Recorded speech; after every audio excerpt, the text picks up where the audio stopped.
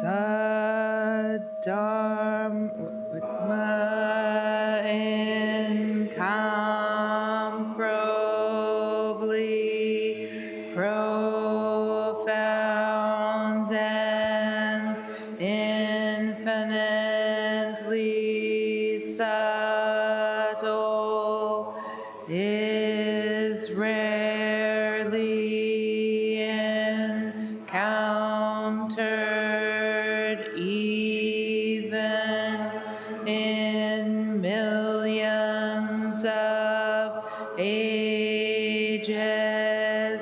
Now we see it, hear it, receive and maintain it.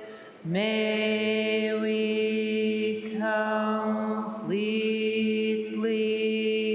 realize the Tathagata's true me.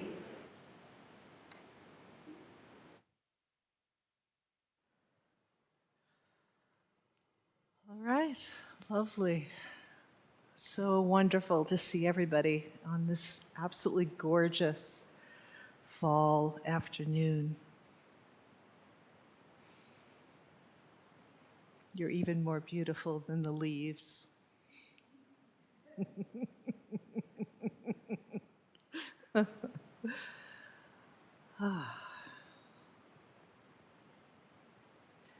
We're so lucky to be able to be here together today and do this practice in a world that is totally burning.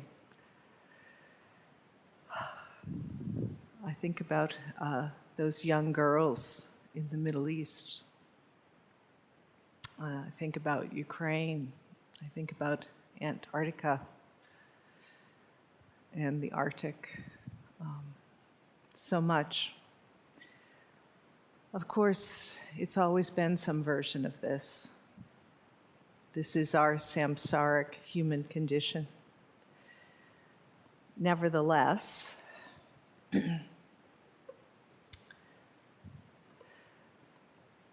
as we read in our liturgy and as we're working on in the Ango text, this precious human life, rarely encountered, is easily lost.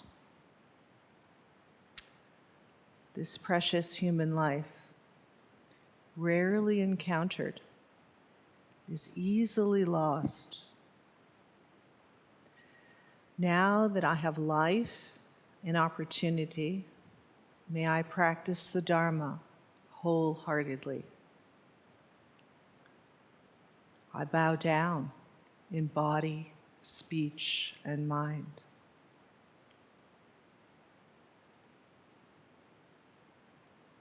I bow down in body, speech, and mind. You know, I think it's a bit kind of tragic that the anti-abortion crew have sort of co-opted precious human life. We were at a funeral, and there was a sign as you walked into the door with these two infants' feet sort of like imprinted, and it said precious human life. And I said, yes. And what about the person that we just went to the funeral for, that was in the prime of their life, found with their body rotting in a room in the Red Roof Inn? Perfectly lovely family, lots of love, lots of connection, education, privilege. How did that person not understand precious human life?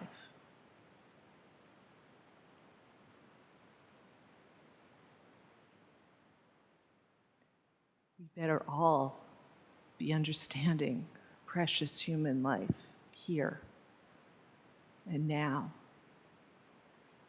because we're carrying that understanding for all of those who just don't have the opportunity and the education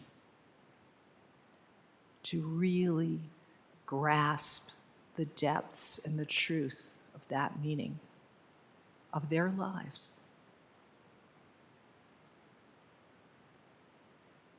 Now remember, in Buddhism, life is precious. All life is precious because it is the Buddha. We all carry, are, express, are born and die in Buddha nature, including all it is. That is precious human life. You need a little meaning in your life? How about, let's realize that? And actually, that's what we're doing here today. So when you get caught up in the web of oh, woe is me, or whatever negative karmic memory you happen to be having at the moment,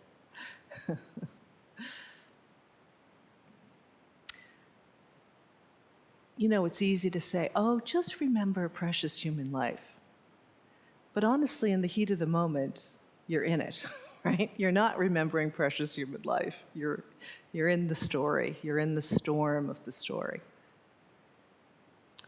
So Zen comes along and says, okay, we've got the high-powered antidote to that trap, that cycle, that whirlwind that we're in. And it starts with I bow down in body, speech, and mind.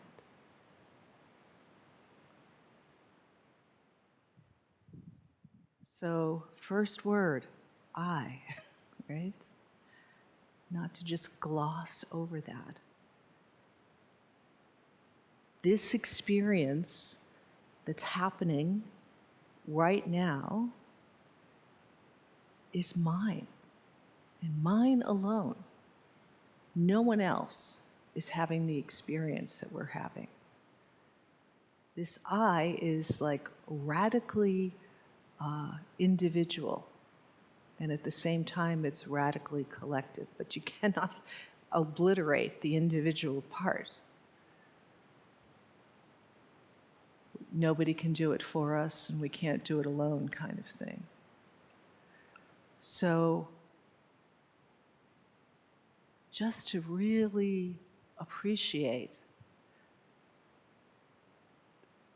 as I am right now on this cushion,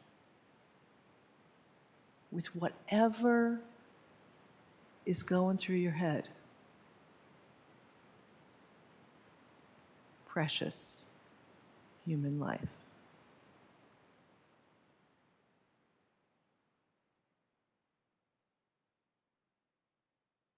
So the jackhammer that really cuts through the swirling of just being totally caught in not appreciating the fullness of our life is, of course, our practice.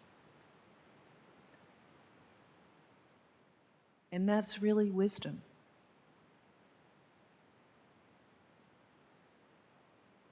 When we prefer the breath over narration, we're actually contacting wholehearted life.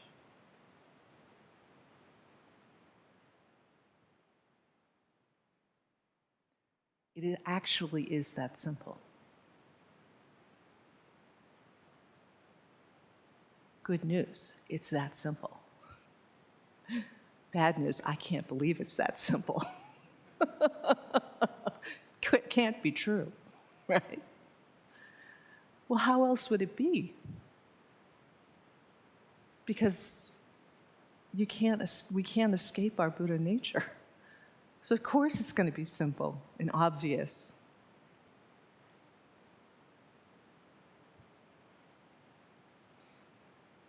We've been working on the Fox koan, and I'm really appreciating how important that koan is, actually, since we're all basically living some version of the fox's life, right?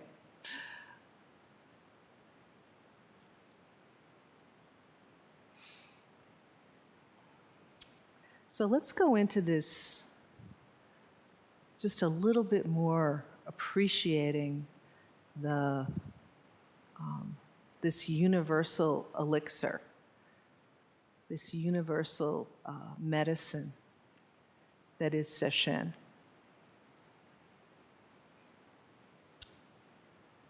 This like ultra precious human life that we're experiencing right now. So the bowing down. We got through the eye, now we'll do the bow. Of course, we actually physically bow quite a bit, right? We bow to each other, we bow to the altar several times a day during liturgy. But I think the sort of most intimate bow that we do with our body is actually what we do with our body while we're here. So we're actually telling our body, or our body is telling us, we're going to be mostly still. So all the cells of the body are going to put down the weapons that we use to get through the day.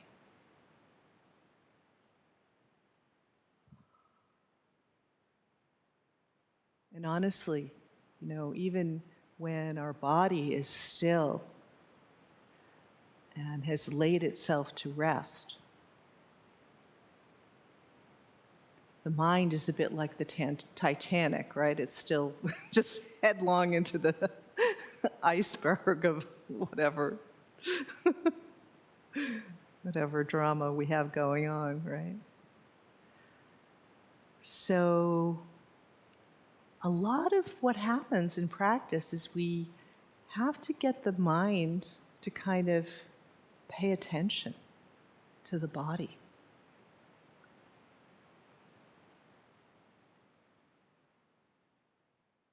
Be here with the body that's laid down its weapons. When the samurai used to go into the tea house, that was the one place they had to leave their weapon, their sword, outside of the door. Or I remember that story about, I think it was World War II, like Christmas Day or whatever, when all the sides laid down their weapons and for that day really honored the peace that was always there.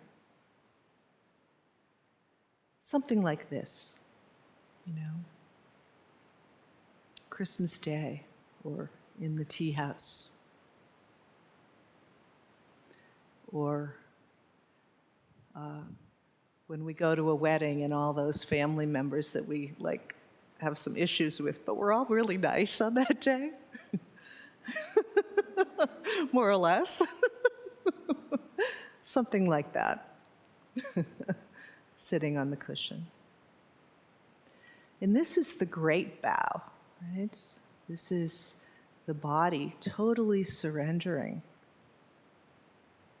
to just as it is, just as I am.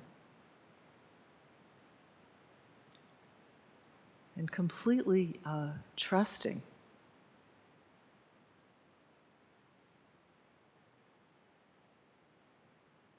Honestly, the Taisho could stop right there.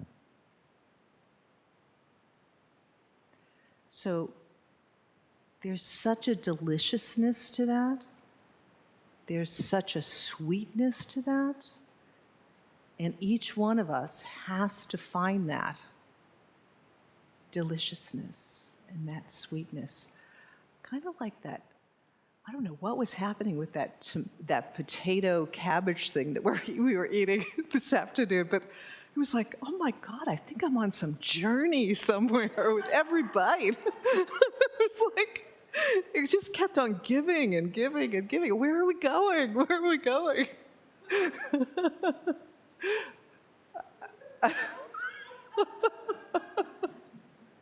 That's something like what's sitting on the cushion is.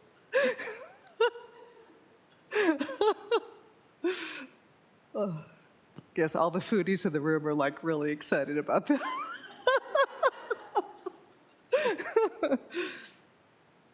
But that's something of the spirit of it, right? So, well, what about, hey, I am like not there at all, right? No, thank you. I'm on fire. I'm on pins and needles. My body is killing me. I'm in pain. I'm not having that experience at all. So this is really where the practice hits the road, right? Because where can you find the place of no pain, the place of no difficulty in the midst of the fire that you're in? And remember how great it is.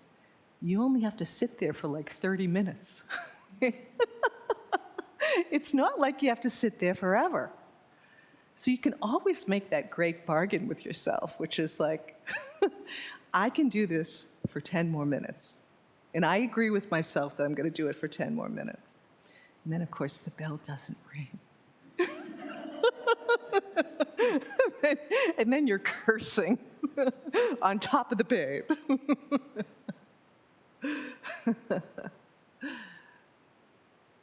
Nevertheless, there's something there, and we all feel it, and we all know it, and it's what keeps us on the cushion. And the body just needs to get conditioned more and more to sitting, and eventually it can handle 30 minutes. Pretty quickly, actually. And you know, if you're in super, super pain, get a chair, right? You don't have to gut it out. But the main thing is, what is this bowing of the body moment to moment during the retreat? That is a really interesting investigation, and one we all get the opportunity to take up. Like, how is the body bowing in this moment?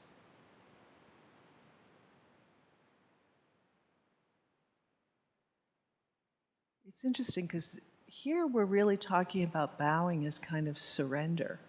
And normally we don't really like to go there because it sounds too like, oh, you know, bowing before power or whatever, surrendering our power.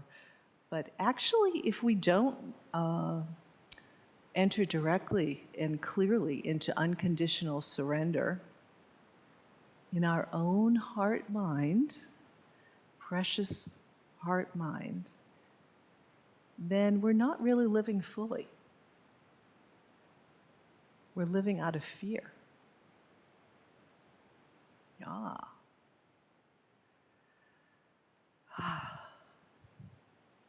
And that's okay. You give that samsaric mind a little kiss. Mwah. Thank you so much for getting me here. I'm still alive. And now, together, all parts of me, every single part, is bowing with the body to this moment on the cushion. And everything is welcome. Our entire catastrophe is welcome. none other than the Buddha nature itself arising. So, more love, right? What is that? Bowing and love and bowing. There's some deep connection there, yeah? And how lovely just to relax. Let all of your cells just relax and be here.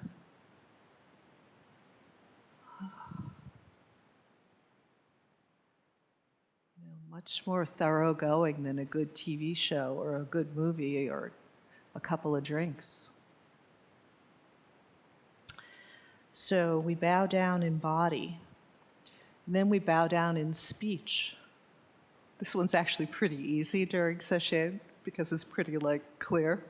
We all shut up. You know?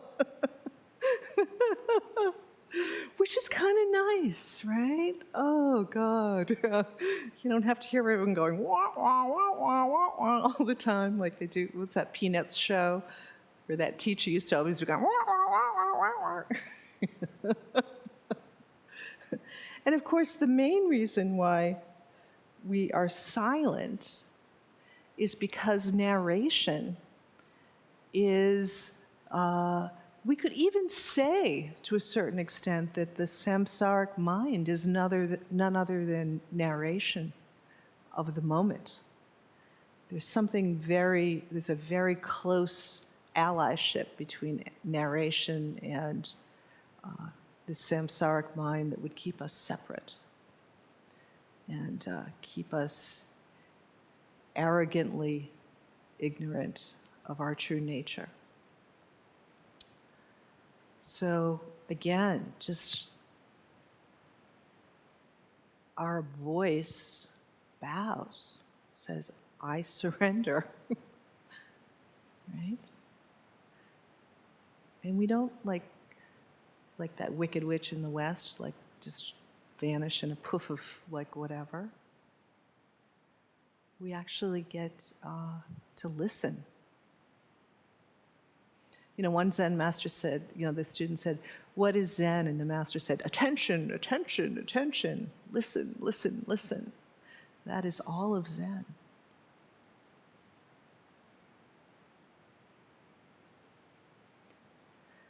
There's a story, too, about the professor meeting the Zen master, and the professor's going on and on about their understanding of Zen and just really laying it down for the Zen master. And the Zen master's pouring some tea for the professor. And the Zen master keeps pouring and pouring and pouring and pouring, and the tea's going all over the professor. The professor's like, Master, what are you doing? I'm getting tea all over me. And the master says something like, yeah, that's kind of a little bit like your mind. You're so overflowing with your own ideas, nothing else can get in. Right? So how lovely, again, just to let the mind rest, the narration rest.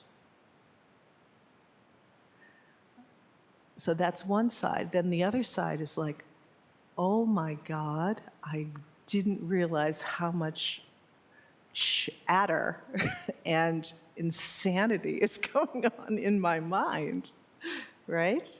So then we bow down in mind. So the mind, just as it is, in the karmic moment we're in the skin bag we're in,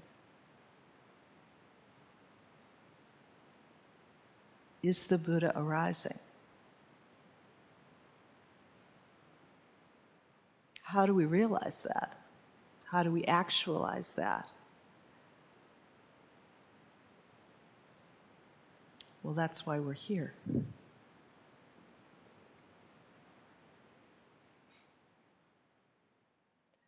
So again, that universal elixir or antidote is preferring the breath, preferring total surrender, total acceptance, even as your mind is at war with all of its fox stupidity. We don't fight that.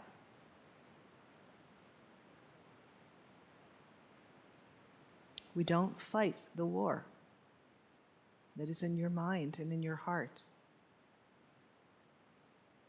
You simply prefer the breath.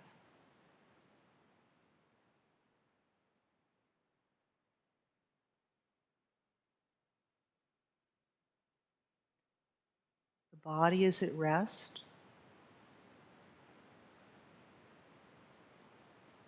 The speech is at rest. And the mind is sort of,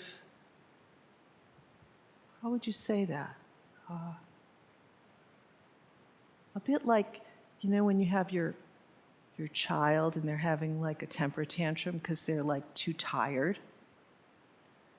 And you say, all right, you know what, let's just take a nap. And we're just gonna like close all the shades and we're just gonna relax.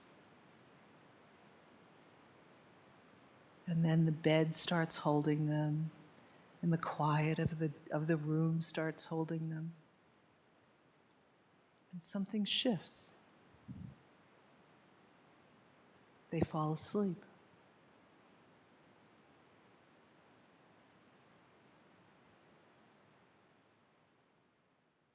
Something shifts in our mind, too, when we're sitting. Yeah.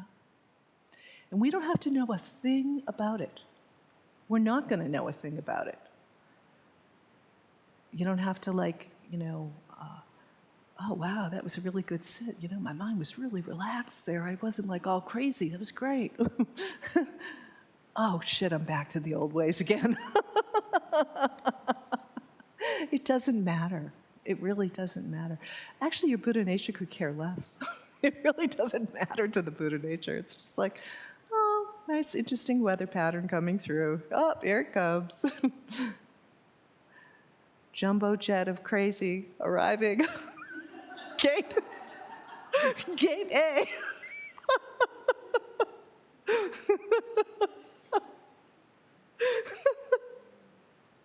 I've spoken.